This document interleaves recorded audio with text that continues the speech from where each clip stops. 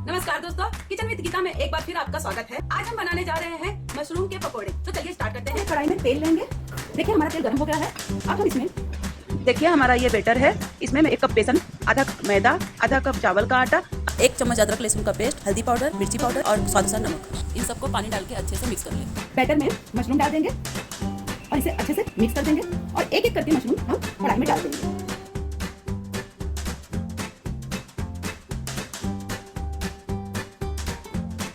अब इसे हम पलट देंगे।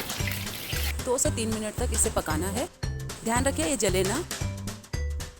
हमारा पकौड़ा लाल हो गया है। अब हम इसे टिश्यू पेपर में निकाल लेंगे। हमारा पकौड़ा तल के रेडी हो गया है। अब हम इसे सर्विंग प्लेट पे सर्व करेंगे गर्मा गर्म।